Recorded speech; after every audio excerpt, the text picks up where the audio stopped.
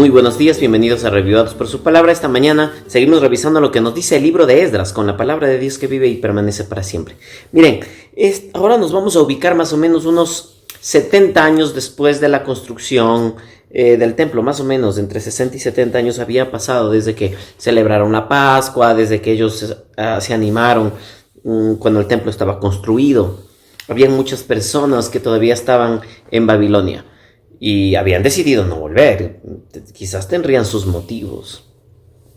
Lo peligroso de acostumbrarse al exilio, sabiendo que existía aún la posibilidad de volver y que Ciro y luego Darío habían decretado el regreso, el retorno de todos los judíos que quisieran. Ese era un poco el requisito, ¿no? Les dijo, bueno, los que deseen pueden volver, sobre todo la gente que cumple oficios religiosos y sacerdotales, los levitas, por ejemplo, deberían volver.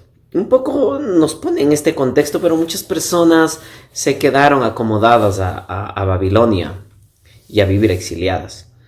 Peligroso, muy peligroso. Y tiene que aparecer personas que nos llamen la atención. La palabra de Dios nos va a llamar un poco la atención, porque después de esta cantidad de años, aparece entonces la figura de Esdras. Y es Esdras quien anima al pueblo a decir, debemos volver, este no es nuestro lugar, estamos de exilio. Hay un sitio al que debemos ir. Y es así como Esdras se pone ahí en este plan, ¿no? ¿Y por qué es importante Esdras, no? Dice el verso 6 de este: Esdras llegó de Babilonia. Era un maestro muy versado en la ley que el Señor Dios de Israel le había dado a Moisés. Gozaba de la simpatía del rey y el Señor su Dios estaba con él. Importante, dos requisitos aquí, ¿no? O tres requisitos, por decirlo de otra manera. Los dos son importantes. Primero, contaba con el favor del Señor y era un hombre versado en la ley de Dios. Es decir, este Esdras era una persona muy bien informada en la Torá. La palabra de Dios estaba con él la conocía, la estudiaba, la leía y por otro lado contaba con el favor de Dios. Ahora, estos dos requisitos le pusieron en favor de otras personas de autoridad, en este caso del rey. Y el rey Atarjerjes, ¿no?, que era el rey de Persia, pues se ganó la voluntariedad, ¿no?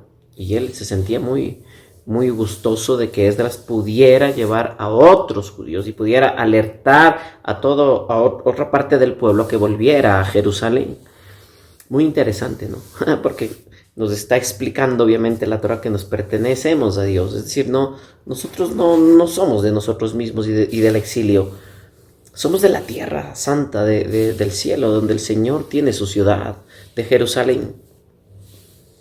Saben que no nos acomodemos nunca a este mundo. Oremos al Señor para que Él ponga en nuestro corazón el deseo de anhelar la patria mejor.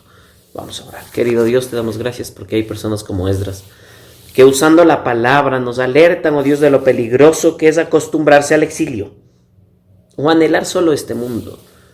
Nuestro mundo no es aquí, Señor. Anhelamos que tú restablezcas el reino eterno, donde tú gobiernas, oh Padre Celestial. Gracias por todo el amor que nos tienes. En el nombre bendito de Jesús. Amén. Que Dios te bendiga.